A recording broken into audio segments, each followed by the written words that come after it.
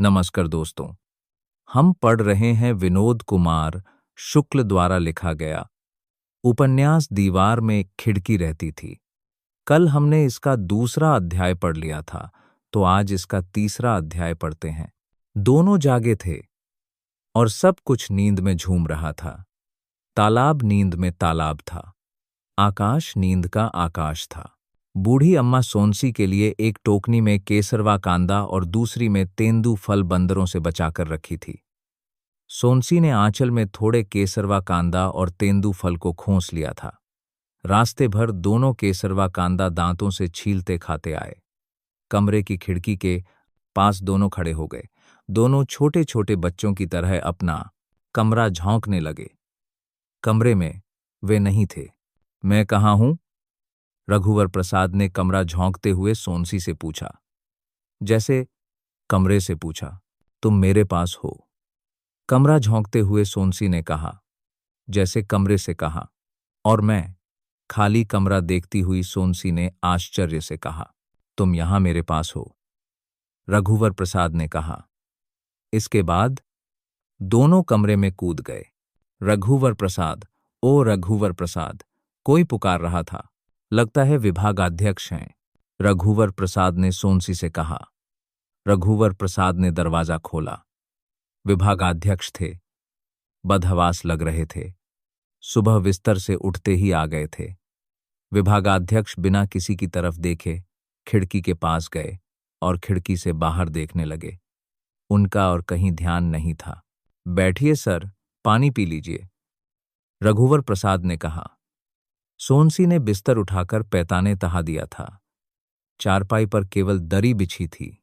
नहीं, मैं यहीं ठीक हूं, खिड़की से बाहर देखते हुए उन्होंने कहा। सोनसी ने गिलास में पानी लाकर रघुवर प्रसाद को पकड़ाया। लीजिए सर, रघुवर प्रसाद ने कहा। पानी पीते पीते भी विभागाध्यक्ष खिड़की से बाहर देख रहे थे। रघुवर प्रसाद, मैं कहने आया था कि मैं अपने बच्चों को लेकर आता हूं। हम लोग खिड़की से उस तरफ जाएंगे। जी सर, पर महाविद्यालय का समय हो रहा है। आज दशहरा की छुट्टी है, 15-20 मिनट में आता हूं, या तो नहा धोकर आऊंगा। नहाने में देर हो जाएगी तो खिड़की के तालाब में नहा लूंगा। खिड़की के पेड़ों में आज के दिन नीलकंठ देख लेंगे। जी सर। विभागाध्यक्ष जब चले गए तब रघुवर प्रसाद ने सोनसी से पूछा। आज जब नहाने गए थे तब तुमको नीलकंठ दिखा था, याद नहीं है दिखा हो? तुमको दिखा था? नहीं, मुझे भी याद नहीं है। शायद दिखा हो, हम दोनों को दिखा हो और हम दोनों ने ध्यान नहीं दिया हो। दिख तो गया, ध्यान नहीं दिया तो क्या हुआ? रघुवर प्रसाद ने फिर कहा। मालूम होना चाहिए कि हमने नीलकंठ देखा है। चलो नीलकंठ देखने चलें। कैसे जा सकते हैं? विभागाध्यक्ष आने बोले हैं। क्या आज हाथी आएगा? पत्नी ने पूछा। यदि साधु को मालूम होगा कि छुट्टी का दिन है तो ना आए। हो सकता है साधु आज रावण भाटा चला जाए। हो सकता है राम सीता की झांकी हाथी पर निकले, उसी की तैयारी वह कर रहा हो। चलो अभी नीलकंठ देख लें, फिर शाम को झांकी देखने चलेंगे। विभागाध्यक्ष आने वाले हैं, रघुवर प्रसाद ने फिर कहा। हाँ, विभागाध्यक्ष आने वाले हैं, पत्नी ने कुछ उदास होकर कहा। उसे अच्छा नहीं लग रहा था। देर तक दोनों कमरे में विभागाध्यक्ष का रास्ता देखते रहे। विभागाध्यक्ष नहीं आए, हाथी नहीं आया। पत्नी थककर जमीन पर लेट गई। लगता है विभागाध्यक्ष को नीलकंठ दिख गया है। चलो हम भी चलें। चलो, रघुवर प्रसाद ने कहा। सुनो, मेरे कंधे पर पक्षी तोता था या नीलकंठ? पत्नी ने बहुत खुशी से पूछा। तोता था। रघुवर प्रसाद ने भी बहुत खुशी से कहा। हो सकता है नीलकंठ हो, पत्नी ने बहुत धीरे से कहा। दोनों नीलकंठ देखने निकले। घर से 2 कदम निकलने के बाद पत्नी ने कहा, मुझे अच्छा नहीं लग रहा है।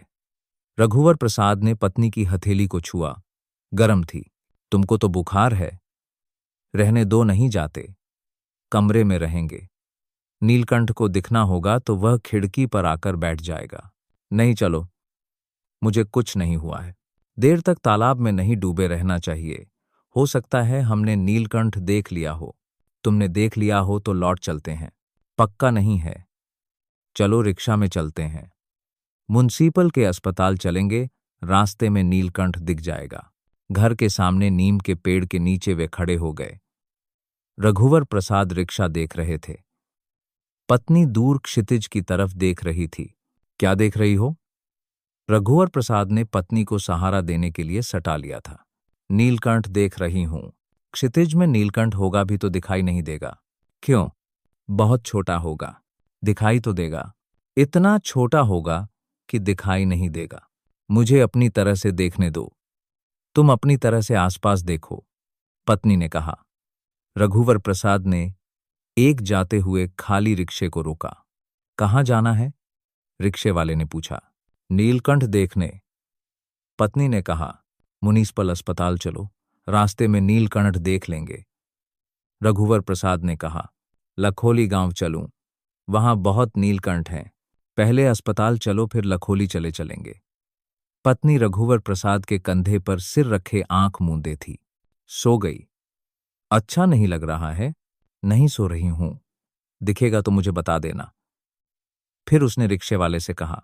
रिक्शे वाले, रास्ते में नीलकंठ दिखे तो इनको बता देना। जब जब वह आंख मूंदती थी तो कहती थी कि देखते रहना और देखते ही बताना। देर करोगे तो उड़ जाएगा, उड़ जाएगा तो उड़कर जाते हुए दिख जाएगा। रिक्शे वाले से उसके पीछे पीछे चलने के लिए कहेंगे। नीलकंठ के पीछे पीछे रिक्शे वाले को कहीं तक ले जाया जा सकेगा। मान लो उड़कर दूर उस पीपल के पेड़ पर बैठ गया। पीपल के पेड़ तक पहुंचने में देर लगेगी, वहां बैठा तो नहीं रहेगा। वहां से भी उड़कर आकाश की ओर ओझल हो गया तो रघुवर प्रसाद रिक्शे वाले से कहेंगे, आकाश की तरफ ले चलो। फिर सोचेंगे आकाश की तरफ बहुत चढ़ाई चढ़नी पड़ेगी। तब वे रिक्शे वाले से कहेंगे, तुम रहने दो, यहीं हमारा रास्ता देखना, मैं रिक्शा ले जाता हूं। अपनी पत्नी को रिक्शा चलाते हुए वे आकाश की ओर ले जाएंगे। पैडल मारेंगे और ऊंचे चढ़ जाएंगे। ऊपर बादल के टुकड़े रिक्शे पर लद जाएंगे। बादल का कोई वजन नहीं होता। किसी बादल में लोगों को न दिखने के लिए दशहरा के दिन नीलकंठ बैठा हुआ दिख जाएगा। पत्नी को दिखाएंगे, सोनसी देखो, नीलकंठ पेड़ पर दिख जाएगा, इसलिए यहां भूरे बादल पर आकर बैठ गया। तुम भी देखो।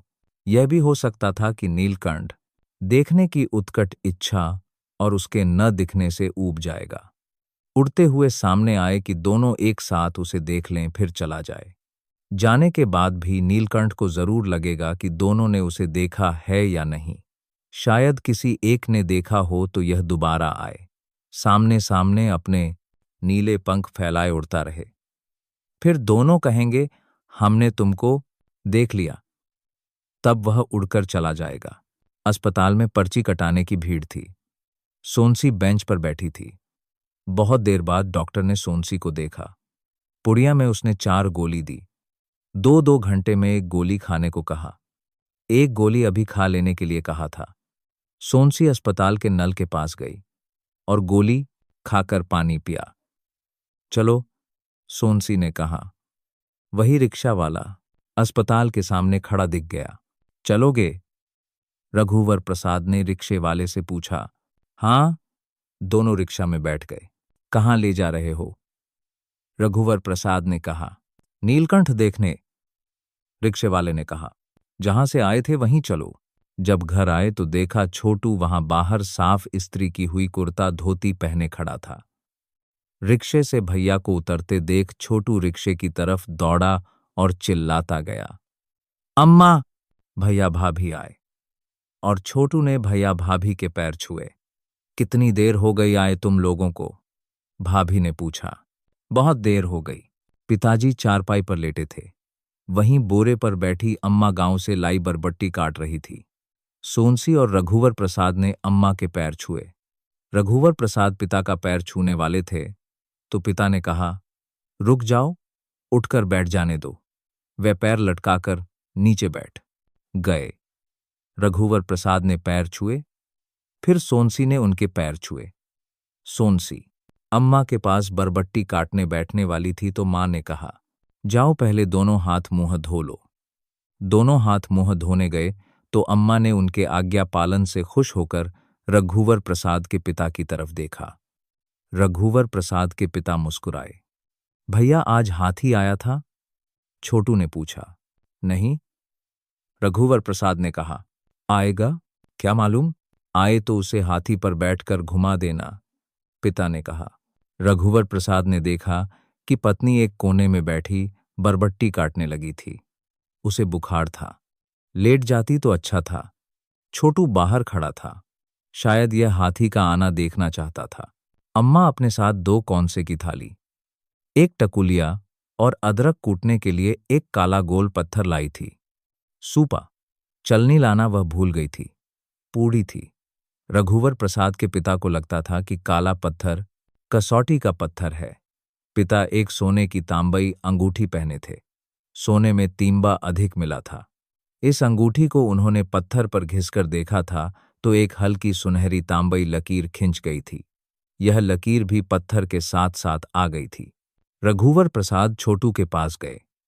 साफ कपड़े गंदे न हो जाएं, इसलिए वह गोटा पत्यर और पेड़ पर चढ़ने का खेल नहीं खेल रहा था। वह हाथी पर सवार होकर घूमने के कपड़े पहने था। उन्होंने छोटू से कहा, आज घूमने नहीं जाएंगे, तुम्हारी भाभी को बहुत बुखार है। भाभी को बुखार है? छोटू ने पूछा। हाँ। वह अंदर गया और कहा, अम्मा भैया कहते हैं भाभी को बुखार है। सुनकर रघुवर प्रसाद परेशान हो गए। होता यह है कि छोटू पहले कहता, घूमने नहीं जाएंगे। तब अम्मा पूछती, क्या हाथी नहीं आएगा? शायद ना आए, दशहरा का दिन है। पिता कहते, हाथी आएगा तो भी सब लोग कैसे जाएंगे? भाभी को तो बुखार है। छोटू कहता, इस तरह बात होती तो अच्छा होता। रघुवर प्रसाद झेंप गए कि अम्मा पिता क्या सोचेंगे। अम्मा ने सोनसी से पूछा, बहू, तुमको बुखार है? सोनसी ने बरबट्टी काटते सिर हिलाकर नहीं कहा। अम्मा उठकर सोनसी के पास गई। माया छुआ है तो बहुत बुखार है। सुनकर पिता उठकर बैठ गए। सोनसी की आंख छलछला आई थी। शायद उसे मायके की याद आई हो। अम्मा ने उसके सिर को छाती से चिपका लिया। चल लेट जा, डॉक्टर को दिखाया था? रघुवर प्रसाद से पिता ने पूछ। जी गोलियां दी हैं। गोलियां कब खानी हैं? 2-2 घंटे में। समय हो गया? हाँ। कहाँ है गोली? बहू को दे दो। छोटू, भाभी को एक गिलास पानी दो। रघुवर प्रसाद ने गोली निकाली। छोटू पानी लेकर भाभी के पास गया। रघुवर प्रसाद ने छोटू को गोली दी कि वह भाभी को दे दे। गोली खाने के बाद अम्मा ने उसे बोरे पर लिटा दिया। सोनसी की पिछौरी रखी थी, उसी को उड़ा दिया। अम्मा खाना बनाने की तैयारी करने लगी। अम्मा को खाना बनाते जानकर सोनसी उठी तो पिता ने कहा, बहू लेटी रहो। सोनसी लेट गई। उसने पिछौरी ओढ़ी और थोड़ी देर में सो गई। पिता ने रघुवर प्रसाद से धीरे से कहा, झोला दो। फिर उन्होंने रघुवर की मां से पूछा, कुछ लाना तो नहीं है? नहीं, रघुवर की मां ने कहा, मैं आता हूं, खाना बनते तक आ जाऊंगा। झोला लेकर वे चले गए। सोनसी का बुखार उतर गया था।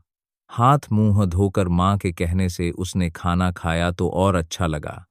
छोटू कुरत्म घोती को लगातार गंदा होने से बचाए हुए मन ही मन हाथी का रास्ता देख रहा था कि आ जाए। कोई नहीं जाएगा तो वह अकेला हाथी पर बैठकर घूम आएगा।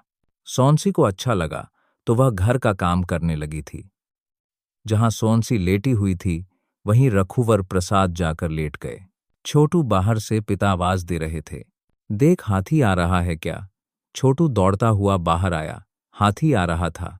अम्मा, रघुवर प्रसाद भी बाहर आ गए। पिता कमरे के अंदर आए और झोला रखकर बोले, बहू मुर्रा लाया हूं, तुम लोग खा लेना। पिता भी बाहर आ गए। साधु बिना हाथी को बैठाए हाथी के ऊपर से उतर आया। ऊबड़ खाबड़ पत्थरों के आजू बाजू पैर जमाते हुए पहाड़ से उतरते हैं, हाथी पर 2 कदम इधर उधर रखकर वह नीचे उतर आया था। उतरते ही कंधे के अंगोछे को झटकार कर उसने फिर कंधे पर जमा लिया। वह धोती को ढीले लपेटे हुए और पीला कुर्ता पहने हुए था। कुर्ता का रंग फीका पड़ गया था। कपड़े साफ थे और इस्त्री किए हुए थे। दशहरा का दिन था, शायद इसलिए। छोटू बहुत उत्साही था। रावण भाटा चलोगे? साधु ने रघुवर प्रसाद से पूछा। वहां बहुत भीड़ होगी। हाथी के गले में घंटी नहीं है, लोगों को मालूम कैसे पड़ेगा कि हाथी आ रहा है? रघुवर प्रसाद ने कहा, हाथी का आना बहुत दूर से दिख जाता है। इसे देखने की खबर हो जाती है और दूसरों को मालूम पड़ जाता है। फिर भी रघुवर प्रसाद ने कहा, चलिए कुछ नहीं होता, छोटू भी जाएगा। पिता ने कहा, बहू भी जाएगी। रघुवर प्रसाद की मां ने कहा। वह अंदर गई। बहू जल्दी तैयार हो जा, हाथी पर घूमा। सोनसी ने जल्दी जल्दी हाथ मुंह धोया। बहू अभी तो 2 साड़ी नई रखी होगी। हाँ अम्मा, सोनसी ने धीरे से कहा। लाल साड़ी पहन लेना। हाँ अम्मा। अम्मा ने खटिया से तहाया हुआ बिस्तर उठाकर नीचे जमीन पर बिछे बोरे पर रख दिया। दरी उठाई और खटिया को खड़ी किया। दरी को अम्मा ने खटिया पर टांग दिया। खटिया की आड़ में साड़ी बदल लेना। सोनसी नई लाल साड़ी लेकर खटिया की आड़ में चली गई। नीचे बैठकर उसने पोलका पहना, फिर लाल साड़ी पहनी। खटिया की आड़ से वह निकल आई थी। बिंदी लगाई? अम्मा ने पूछा। हाँ अम्मा। पैर पट्टी पहन लेना। सोनसी ने पैर पट्टी को उतार दिया था।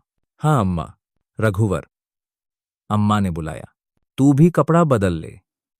अम्मा ने रघुवर के पिता का कोसा कुर्ता, जो करीब 15 साल पुराना होगा, झोले से निकाला। गमछे में तहा हुआ कुर्ता था, घोती निकाली। ले पहन ले।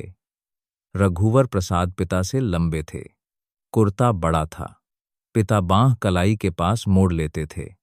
रघुवर प्रसाद भी खटिया की आड़ में चले गए। उनको कुर्ता ठीक हुआ था, लंबाई में कुछ छोटा लगता था। रघुवर प्रसाद ने धोती पहनी, गांव की बनी घोती थी, मोटी खादी की तरह थी। घोती की सुनहरी किनार थी। बालों में पानी लगाकर रघुवर प्रसाद ने कंधी की। कोसे के कुर्ते और सुनहरी किनार की घोती में रघुवर प्रसाद सुंदर लग रहे थे।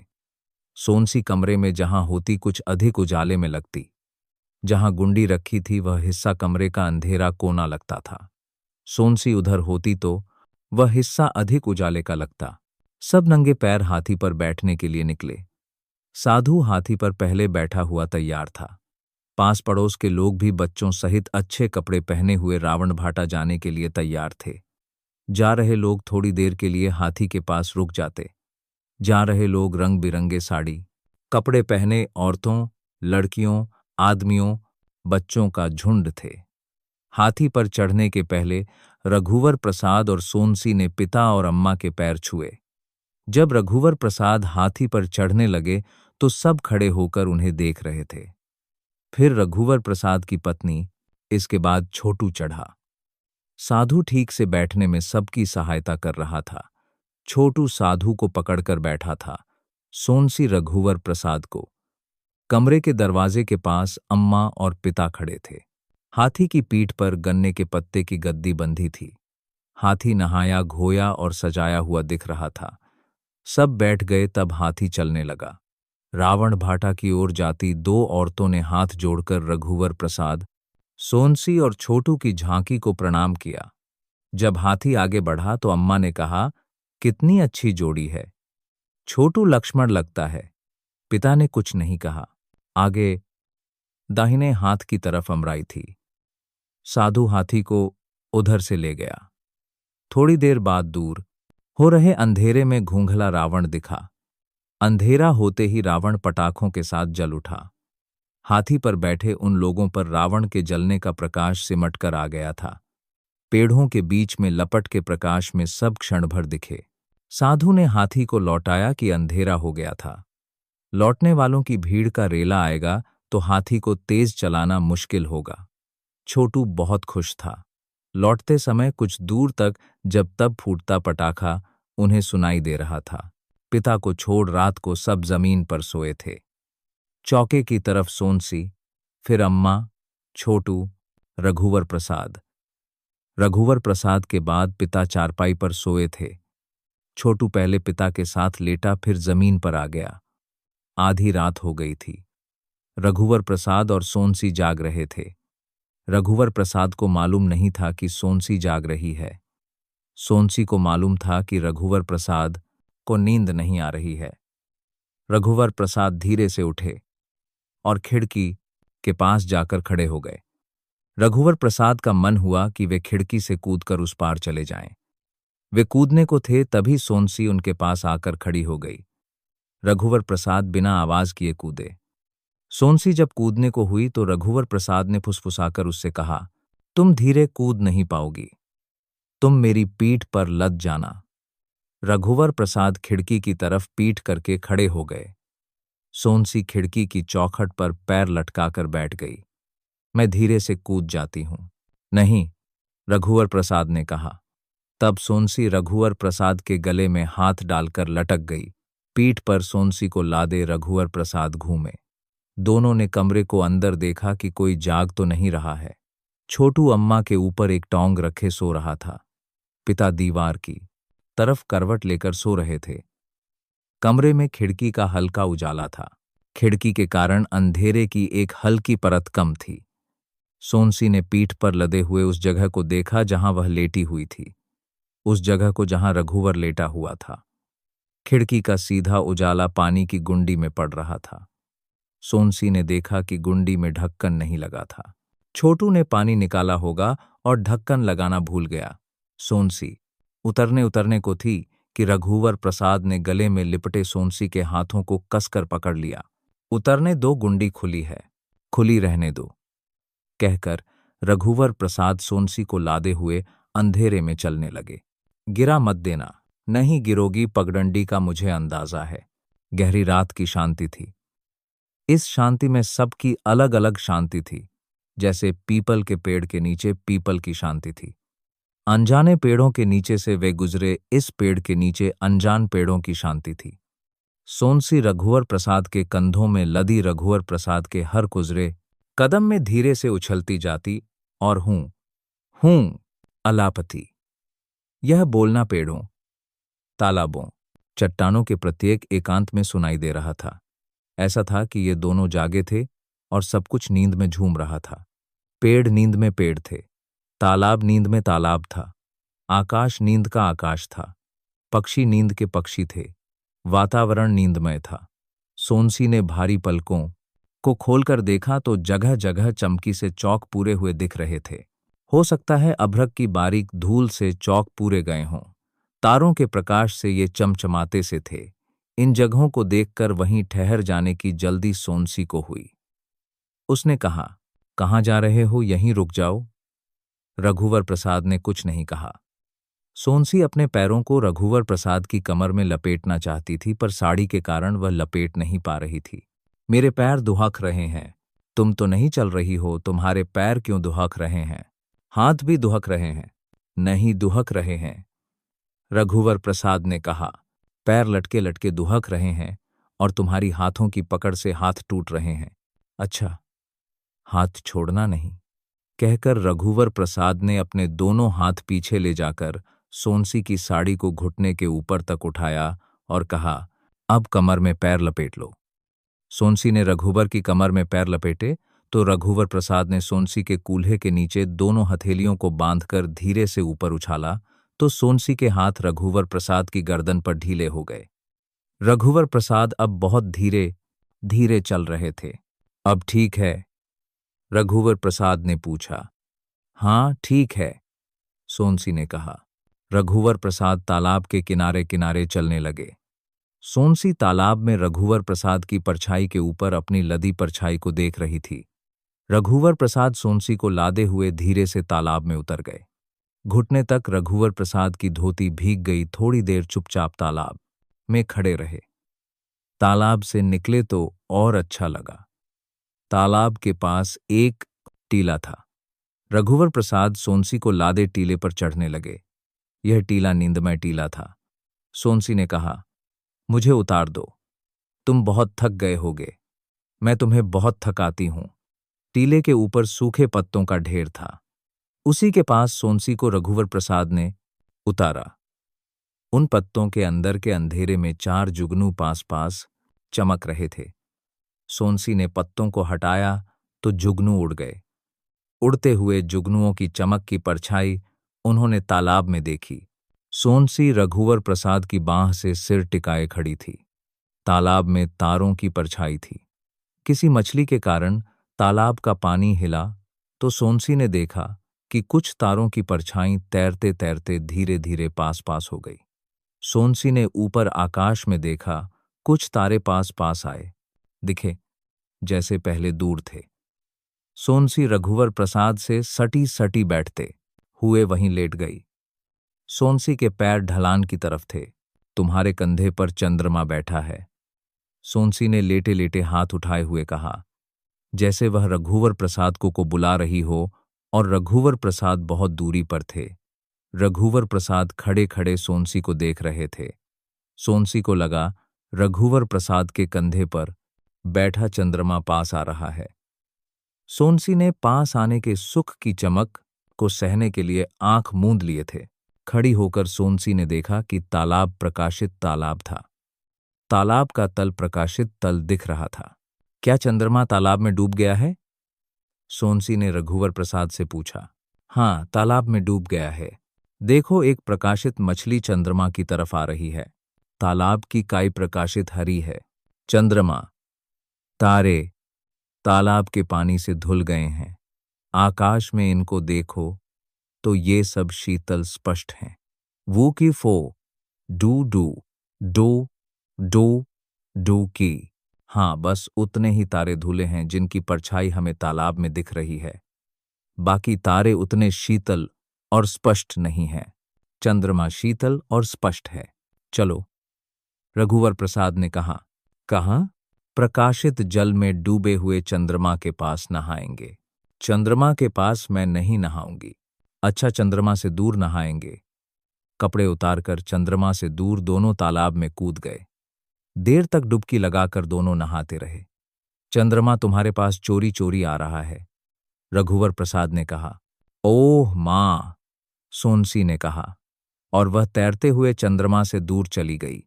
चलो बाहर निकलो, सबके जागने का समय हो रहा है। बूढ़ी अम्मा गुस्से से बोली। यह तालाब के किनारे खड़ी थी। बूढ़ी अम्मा, चाय है? रघुवर प्रसाद ने पूछा। नहीं, चाय पीते तक सब जाग जाएंगे। जल्दी भागो। अच्छा, रघुवर प्रसाद ने कहा। बूढ़ी अम्मा चली गई। जल्दी बाहर निकलो, सोनसी ने कहा। सोनसी ने पश्चिम की दिशा की तरफ 10 तारों को पतंग की आकृति में जाते हुए दूर देखा। पूर्व से तारे अलग आकृतियों में एक के बाद एक इकट्ठे होकर पश्चिम की तरफ इकट्ठे हो रहे थे। पूर्व से सूर्य उदित होने की तैयारी कर रहा था। दोनों दौड़ते हुए घर की तरफ लौट रहे थे। घर के थोड़ा पास पहुंचे होंगे तो चिड़ियों ने चहचहाना शुरू कर दिया। कुछ और पास पहुंचे तो कोयल कूकने लगी। रघुवर प्रसाद खिड़की के अंदर गए तो गाय के रंभाने की आवाज आई। सोनसी कमरे के अंदर गई तो धूप का फीका टुकड़ा बिना आवाज किए कमरे में घुस रहा था। अपनी जगह रघुवर प्रसाद आंख मूंद कर लेट गए। सोनसी अपनी जगह आंचल से मुंह ढांककर सो गई। तभी चुपके से पिता उठे और धीरे से दरवाजे का एक पल्ला खोलकर बाहर चले गए। दरवाजा ज्यादा खोलते तो दरवाजे का दूसरा पल्ला छोटू के सिर पर लगता। पल्ले अंदर की तरफ खुलते थे। इसके बाद अम्मा उठी, फिर छोटू उठा। अम्मा ने रघुवर प्रसाद को उठाया। रघुवर प्रसाद दोनों पट खोलकर बाहर चले गए। पिता सामने नीम के पेड़ के नीचे पत्थर पर बैठे थे। सड़क पर घास से लदी 2 बैलगाड़ी जा रही थीं। दूसरी बैलगाड़ी के पीछे एक ऊंची गाय बैलगाड़ी में लदी घास में मुंह मारने के लिए पीछे पीछे जा रही थी। गाय ने घास का एक छोटा पूड़ा खींचकर सड़क पर गिरा दिया। बैलगाड़ी वाले को मालूम नहीं पड़ा। अम्मा ने बहू को उठाया। वह जाग रही थी। सिर से आंचल को हटाकर वह उठी। अम्मा ने देखा कि बहू पोलका पहने हुए नहीं थी। अम्मा ने छोटू से बाहर रघुवर प्रसाद के पास जाने को कहा। छोटू चला गया। बहू पोलका नहीं पहनी? अम्मा ने पूछा। सुनते ही वह आंचल से कंधा ढोंकते हुए खिड़की से कूदने को हुई तो अम्मा ने रोका। दूसरा पोलका पहन ले, रघुवर प्रसाद से बोल दे, वो उठा लाएगा, कहकर अम्मा बाहर आई। रघुवर, देख तो अंदर क्या काम है। रघुवर अंदर गए। सोनसी ने धीरे से कहा, पोलका वहीं रह गया है, ले आओ, पहनी तो हो। आलस में रघुवर प्रसाद ने कहा, ये दूसरा है, किसी ने देखा है? अम्मा ने कहा है। रघुवर प्रसाद खिड़की से कूद गए। बूढ़ी अम्मा बैठे बैठे सींग की झाड़ू से सामने बुहार रही थी। एक हाथ थक जाता तो दूसरे हाथ से बुहारती। रघुवर प्रसाद ने भागते हुए कुछ नहीं कहा, पर बूढ़ी अम्मा ने सुना कि रघुवर प्रसाद ने कहा, बूढ़ी अम्मा बहुत मेहनत करती हो। लौटते समय रघुवर प्रसाद ने कहा, बूढ़ी अम्मा मैंने चाय अभी तक नहीं पी। बूढ़ी अम्मा ने सुना रघुवर प्रसाद ने कहा है, घंटे 2 घंटे के लिए सोनसी को काम करने के लिए बुला लिया करो। इतने में रघुवर प्रसाद ने देखा कि पोलका के बदले वे तालाब से कमल का फूल तोड़ लाए हैं। पलटकर दौड़ते दौड़ते उन्होंने टीले के पास देखा कि वहां भी बूढ़ी अम्मा पेड़ों के नीचे की एक बहुत छोटी जगह बैठे बैठे बुहार रही थी। रघुवर प्रसाद ने कहा, बूढ़ी अम्मा क्या पूरा जंगल बुहारती हो? बूढ़ी अम्मा ने सुना कि रघुवर प्रसाद ने कहा, पूरी दुनिया बुहारती हो, मैं बहुत बूढ़ी हूं। बूढ़ी अम्मा ने कहा। रघुवर प्रसाद ने सुना। हाँ। रघुवर प्रसाद ने छुपकर खिड़की से देखा कि पिता झोले से मुर्रा निकालकर थाली में रख रहे थे। अम्मा ने रघुवर प्रसाद को खिड़की के पास देख लिया था। रघुवर प्रसाद पिता के कारण अंदर नहीं घुस रहे थे। तुम थोड़ा बाहर जाओगे? अम्मा ने कहा। क्यों? थोड़ा नमक मिर्च और सरसों का तेल देना। अम्मा पिता के पास गई और मुर्रा की थाली खींचते हुए धीरे से कहा, काहे मेहरापा करते हो? पिताजी बेमन से उठे तो खिड़की के बाहर खड़े रघुवर प्रसाद दिखा। वहां क्या कर रहा है? कमल का फूल तोड़ने गया था आपकी पूजा के लिए। अच्छा ठीक है। मुट्ठी में रघुवर प्रसाद पोलका छुपाए हुए अंदर कूद गए और कमल का फूल पिता को दिया। सफेद कमल का फूल। बहू तुम नहा लो, अम्मा ने कहा। अम्मा मैं नहा ली, सोनसी ने कहा। सोनसी को लगा कि कहीं पर गलती हो गई। कब नहाई? अम्मा ने कहा। अम्मा भूल गई, उसे लगा नहीं कहना था। रात को उठकर उसने देखा था कि सोनसी और रघुवर दोनों कमरे में नहीं थे। दरवाजा अंदर से बंद था। खिड़की से गए होंगे। पहले तालाब में नहाई थी, मैं सोची कि सुबह हो गई है। नहाने के बाद भी सुबह नहीं हुई तो फिर लेट गई। धीरे से सोनसी ने कहा, ठीक है, ठीक है। अच्छा हम लोग नहाने जाते हैं। पिता झोले में अपने और रघुवर की मां के कपड़े जमा लिए थे। यहां खिड़की से चले जाइए, पास ही तालाब है, एकांत रहता है। रघुवर प्रसाद ने कहा, हमारी उम्र नहीं है, वहीं नहाएंगे जहां डूबने पर कोई बचाने के लिए हो। मैं भी चलूं? तुम भी नहा लिए हो ना? जी। रघुवर प्रसाद ने कहा। पिता को खांसी आई। खैखार कर वे खिड़की से बाहर थूकने वाले ये तो अम्मा ने रोका। अरे अरे यहां नहीं थूको, बाहर नाली में जाकर थूको, बच्चे खिड़की के नीचे बैठे रहते हैं। रघुवर आना जाना करता है, यह पनाला नहीं है, अम्मा ने कहा। पिता थूकते थूकते रुक गए, दरवाजे से बाहर गए। पिता थूकते तो खिड़की से दिख रहे आकाश पर छींटे पड़ जाते। कपड़ों का ओला पिता के हाथ में था। रघुवर की मां छोटी सी दुबली पतली थी, दोनों के बाल सफेद हो गए थे। चलते चलते पिता कभी मां का सहारा लेते, कभी मां पिता का सहारा लेती। छोटू तू भी मां के साथ क्यों नहीं चला गया? अम्मा ने मना कर दिया, कहा यहीं बाल्टी से नहा लेना। दोनों नंगे पैर गए थे। पिता की चप्पल बाहर थी। कमरे के अंदर एक खोखा था। इस खोखे के अंदर जूता चप्पल रखे जाते थे। पिता को चप्पल घर के अंदर लाना अच्छा नहीं लगता था। रघुवर प्रसाद जूता बाहर उतारकर हाथ में लेकर खोखे में रख देते। अम्मा चप्पल नहीं पहनती थीं। गांव के घर के बाहर बाल्टी रखी होती थी। घर के अंदर आने के पहले पैर धोकर आना पड़ता था। छोटू चप्पल खरीद लेता पर बहुत कम पहनता था।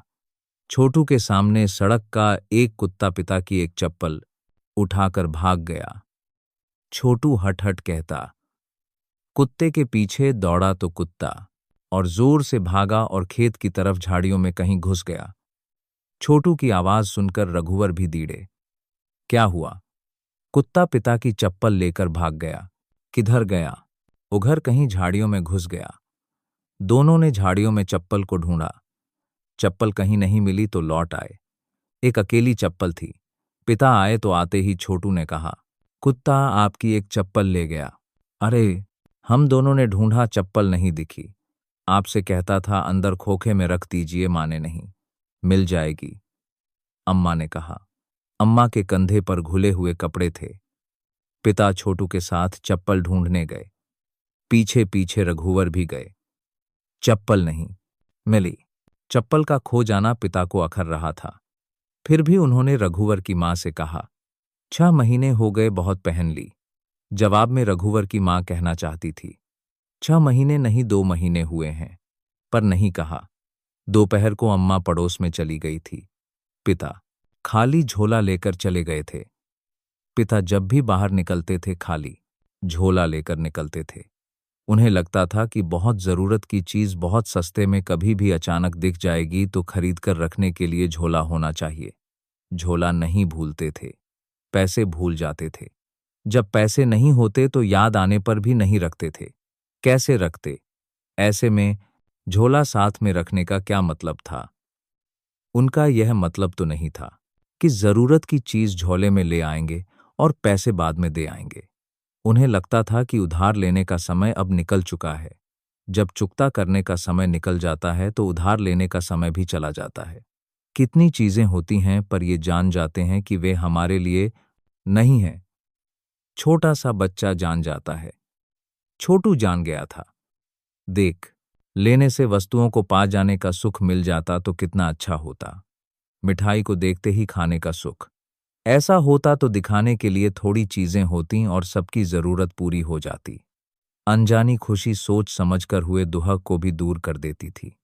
रघुवर प्रसाद ने कहा, सोनसी, तुम्हारे पास पैसे होंगे, पिता के लिए चप्पल ले आते हैं। 25 रुपए हैं। हो जाएगा? हाँ, हो जाएगा, मेरी माँ ने दिए थे, सोनसी ने कहा। रघुवर प्रसाद खुशी खुशी छोटू को साथ ले चले। पर नाप के लिए पिता के साथ आते। छोटू ने कहा, नाप के लिए पिता की चप्पल है। रघुवर प्रसाद पिता की चप्पल पतलून की जेब के अंदर घुसाए हुए थे। चौथाई चप्पल बाहर दिख रही थी। गोल बाजार में चप्पल जूते की दुकानें ऐसी थीं कि चप्पल जूतों की दरी के ऊपर ढेरी लगी थी। दोनों ने मिलकर पिता है सल में मार आर के नाप की काले रंग की चप्पल छांटी। जेब में पिता की पुरानी चप्पल रघुवर प्रसाद रखे थे। नई चप्पल अखबार से लिपटी छोटू के पास थी। वह नंगे पांव थिरक रहा था। सड़क पर माचिस की खाली डिब्बी पड़ी थी। छोटू ने चलते चलते उसे ठोकर मारी। आगे माचिस के पास पत्थर का टुकड़ा था। छोटू, पत्थर के टुकड़े पर न लगे, नहीं तो चोट लग जाएगी। परंतु छोटू ने निशाना साधकर माचिस को मारा। भैया, पत्थर को तुम मारोगे? तुम जूता पहने हुए हो। नहीं, पत्थर बड़ा है, जूता खराब हो जाएगा, रघुवर प्रसाद ने कहा। चप्पल देखकर अम्मा सोनसी बहुत खुश हुए। चप्पल को खिड़की के नीचे छोटू ने रख दिया। अम्मा ने गांव के घर की तरह बाल्टी में पानी बाहर दरवाजे के पास रखवा दिया था। बाल्टी छोटे परे से ढोंकी थी। अब पैर धोकर सब कमरे में आने लगे थे। रात में बाल्टी को अंदर रख दिया जाता। पिता झोले को कंधे पर रखे पैर धोकर आए। पिता का ध्यान चप्पल की तरफ नहीं जा रहा था। सोनसी से रहा नहीं गया। वह चप्पल उठाई और सामने पिता के पैर के पास रख दी। अरे, किसकी चप्पल है? पिता ने पूछा। फिर गुस्सा हुए। नाप के लिए मैं जाता तो ठीक था, छोटी दिख रही है। नाप के लिए आपकी एक बची चप्पल लेकर गए थे, रघुवर प्रसाद ने कहा। अच्छा, कहकर पिता मुस्कुराए। उन्हें चप्पल बिल्कुल ठीक हुई। वे चप्पल पहने कमरे में घूमते खड़े रहे। बाहर से थके आए थे। अम्मा ने कहा, खटिया पर बैठकर सुस्ता लो। थका नहीं हूं, पिता ने कहा। लेटना मत, चप्पल पहने बैठे रहना, अम्मा ने कहा। रघुवर की मां की सलाह को पिता ने मान लिया। वे चारपाई पर बैठ गए। चप्पल पहने हुए उनके पैर अच्छे लग रहे थे। इतने में रघुवर की मां पास आकर बैठ गई और चप्पल को देखते हुए पूछी, अच्छी है के? हाँ। तभी उन दोनों का मन खिड़की से उस पार जाने को हुआ। चलो, चप्पल उतारकर पिता ने कहा। सहारा देने के लिए रघुवर प्रसाद खिड़की से दूसरी तरफ चला गया था। पिता स्टूल के सहारे खिड़की की चौखट पर बाहर पैर लटकाकर बैठ गए। रघुवर ने उन्हें नीचे उतार लिया। स्टूल पर पैर रखकर अम्मा चढ़ीं तो सोनसी ने सहारा दिया। रघुवर ने मां को संभाल कर नीचे उतार लिया। वहीं उतने में ही इतना अच्छा लगा कि पिता आगे चल पड़े थे। पीछे पीछे माँ थी। रघु, तुम नहीं चलोगे? पिता ने पूछा। रघु नहीं जा रहा है, रघुवर की माँ ने कहा। पिता ने मुड़कर देखा तो रघुवर सोनसी खिड़की पर खड़े थे। सोनसी सिर ढांके हुई थी। वह रघुवर का दाहिना हाथ अपने दोनों हाथों से पकड़ी हुई थी। पिता मुड़े थे तब भी सोनसी और रघुवर उसी तरह खड़े रहे। रघुवर को भी ध्यान न रहा। पिता ने कहा, पीछे देखो तो। रघु की मां ने मुड़कर देखा और कहा, देख लिया। आगे जाकर पिता ने पूछा, छोटू कहाँ है? कहीं खेलने चला गया? अभी तक नहीं आया। वह भी आ जाता, रघु के साथ आ जाएगा। तुम झोला नहीं लाए? रघुवर की मां ने पूछा। मैं भूल गया। अरे, यहां क्या मिलेगा? मकोई, बेर कांदा कुछ तो मिलेगा। कुछ नहीं मिलेगा तो तालाब से झोला धोकर ले आएंगे। इसी पगडंडी से चलो, दूर बरगद का पेड़ दिख रहा है। रास्ते में एक बड़ा बंदर एक पेड़ से उतरकर दूसरे पेड़ पर चढ़ गया। धुआं उठ रहा है उधर। पिता ने कहा, बूढ़ी अम्मा रात के खाने की तैयारी कर रही होगी। अभी तो सूरज भी नहीं ढला। उजाले उजाले काम करने में अच्छा रहता है। हाँ, बूढ़ी अम्मा की झोंपड़ी दिखी। जब वे वहां पहुंचे तो एक बंदरिया पेट में बच्चा चिपकाए अचानक कूदते हुए बरगद के पेड़ पर चढ़ गई। अभी डूबते सूर्य का प्रकाश हो रहा था। इधर सूर्य इस तरह डूब रहा था जैसे यह पश्चिम की जगह है, पूरा पश्चिमी। डूबते सूर्य से हल्का लाल प्रकाशित हो रहा था। डूबते सूर्य का प्रकाश इतना था कि सूर्य यहीं कहीं पास में डूब रहा था और उसका डूबना बहुत देर से डूबना था। सूर्य का डूबना ठहरा हुआ डूबना था। आसपास और दूर दूर से पक्षी इधर के पेड़ों की तरफ लौट रहे थे। यह पूरी जगह अभी बसेरे की जगह में बदल रही थी। यहाँ जीवन इतना अच्छा लग रहा है कि लगता है बहुत जी गए और मृत्यु यहाँ से बहुत समीप हो। पिता ने कहा, इतना अच्छा कि बहुत जीने के बाद भी बचा हुआ है। मृत्यु यहाँ से पास हो परंतु वहां तक पहुंचने में बहुत देर लगेगी। ठीक कहती हो, देर का जीवन बचा है। क्या हम यहां से मृत्यु को देख सकते? बचे जीवन को देख लेने के बाद फुर्सत मिलेगी तब। जीवित आंख से मृत्यु नहीं जीवन दिखता है। हाँ, उनकी आवाज सुनकर बूढ़ी अम्मा बाहर आ गई थी। हवन के धुएं की गंध आ रही थी। बूढ़ी अम्मा ने दोनों को देखते ही जीते रहो कहा। छोटू नहीं आया? बूढ़ी अम्मा ने पूछा। नहीं आया। बूढ़ी अम्मा ने दोनों के लिए चाय बनाई। रघु की मां ने सहायता की। चाय जल्दी बन गई थी। चाय पीकर दोनों पगडंडी पगडंडी घूमते रहे। थोड़ी दूर तक उनके आगे आगे एक बंदर पूंछ उठाए दौड़ रहा था, फिर कहीं चला गया। वे दोनों डूबते सूर्य के पश्चिमी केंद्र में थे, इसलिए उजाले में थे। उसी उजाले में दोनों जा रहे थे। उसके बाहर उजाला कम हो गया था। एक तालाब में लाल कमल था, एक छोटे तालाब में सफेद कमल थे। पिता छोटे तालाब के अंदर घुसे और 2 कमल के फूल तोड़े। तुम भी तोड़ लो। नहीं, मुझसे नहीं बनेगा। इसे तोड़ो, ये पास है। रघु की मां अंदर घुसी और उसने भी एक फूल तोड़ा। दोनों टीले पर चढ़ गए। पत्तों के ढेर के पास रघु की मां को सोनसी की एक पैर पट्टी मिली। दोनों लौटने लगे। रास्ते में एक बड़े पेड़ के नीचे चौड़े पंखुड़ियों वाले सफेद फूल पड़े थे। पेड़ फूलों से लदा था। पिता को फिर झोला की याद आई। झोला होता तो झोले में फूल भर लेते। याद दिलाई तो थी। याद करने के बाद फिर भूल गए। रघुवर की मां के मन में आया कि वह एक फूल चोटी में खोस लेती पर नहीं खोसी। पिता के मन में आया कि रघुवर की मां की चोटी में वे फूल खोस देते पर नहीं खोसे। पेड़ के नीचे से जब ये आगे बढ़े तो फूलों की सुगंध इनके साथ हो गई पर इनको पता नहीं था।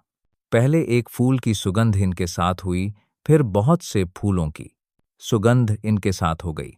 सूर्य के डूबने का पश्चिमी केंद्र उनके साथ साथ चला जा रहा था, इसलिए उनके साथ संध्या का उजाला था। वे दोनों खिड़की के पास गए तो देखा कि रघु किताब पढ़ रहा था। छोटू भाभी के पास बोरे पर लेटा हुआ था। यह अपनी पेटी खोलकर कुछ उठाना धरना कर रही थी।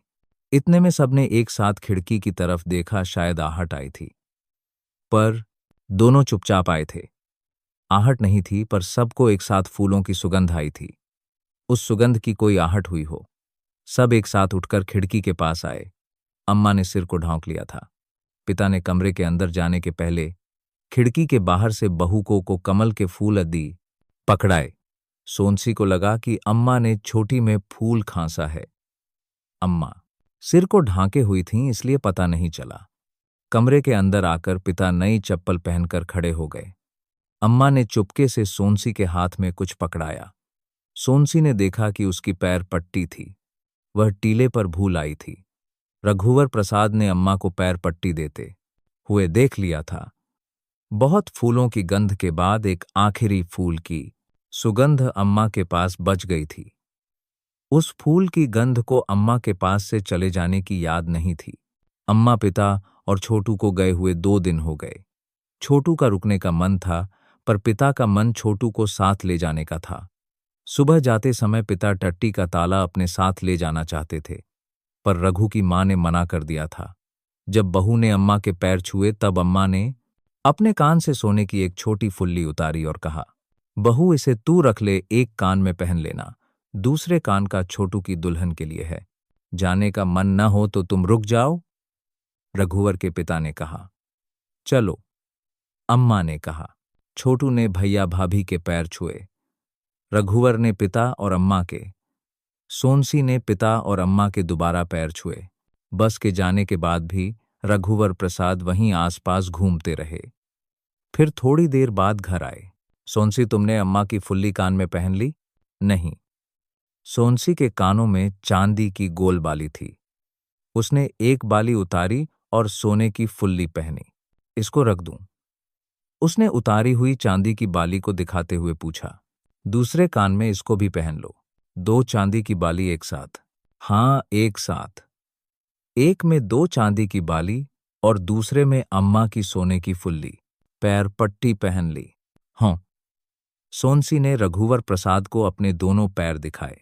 खिड़की की चौखट पर एक सांवली लड़की खड़ी थी। वह दोनों हाथों में चौखट पकड़े हुए खड़ी थी। वह तैयार होकर आई थी। चौखट पर उसके दोनों हाथों की एक एक छोटी उंगलियों में नेल पॉलिश लगी हुई थी। सोनसी उसके पास आई। अंदर आओगी? नहीं, उसने शर्माकर कहा। अच्छा, रुकना, सोनसी ने कहा। सोनसी ने अपनी पेटी खोली। एक पुराने टिन के डिब्बे में नेल पॉलिश, बालों की क्लिप, बिंदी, रबर बैंड और एक जोड़ी नया लाल फीता था। सोनसी नेल पॉलिश की शीशी लेकर खिड़की के पास आई। घुटने के बल वह बैठ गई। हाथ मत हिलाना, मैं तुम्हारी सब उंगलियों में नेल पॉलिश लगा देती हूं। पर लड़की उचक उचक कर अपनी उंगलियों में नेल पॉलिश लगाना देखना चाहती थी। सोनसी ने उसकी उंगलियों में नेल पॉलिश लगाई। पैर में? अभी पैर में नहीं। खिड़की की तरफ दोनों ने आड़ के लिए खड़ी खटिया को घुमाया। खटिया की आड़ में उन्होंने तहाया हुआ बिस्तर रख दिया था। खटिया की यह आड़ उनके कमरे के अंदर दूसरा कमरा थी। रघुवर प्रसाद का महाविद्यालय जाने का मन नहीं था। हाथी ना आए तो अच्छा है। छोटू 2 बार हाथी पर बैठकर महाविद्यालय घूम आया था। पिछले 2 दिनों से रघुवर प्रसाद महाविद्यालय से जल्दी आ रहे थे। खटिया की आड़ में रघुवर प्रसाद बैठे हुए थे। सोनसी भी यहां आकर लेट गई। लेट जाओ, सोनसी ने कहा। अभी हाथी के आने का समय हो रहा है। जब हाथी आएगा तब उठ जाना। अच्छा कहकर रघुवर प्रसाद लेट गए। दीदी, दीदी। 2-3 बच्चों की जोर जोर से चिल्लाने की आवाज आई। क्या है? सोनसी ने खटिया की आड़ से झोंक कर कहा।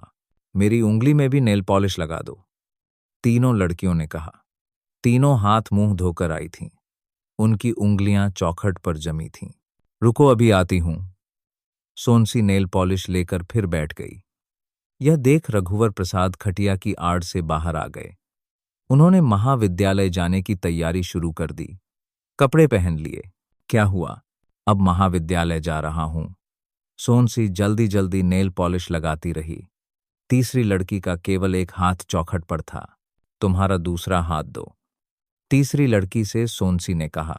नहीं है, लड़की ने कहा। सोनसी ने खड़े होकर देखा कि कोहनी के पास उसका हाथ कटा हुआ था। मैं तुम्हारे माथे में बिंदी लगा देती हूं। सीनसी ने उसके माथे पर एक बिंदी लगा दी। हाँ, ठंडा है, उस लड़की ने खुश होकर कहा। हाथी आया। बाहर आवाज आ रही थी। रघुवर प्रसाद ने दरवाजा खोला। हाथी दूर था।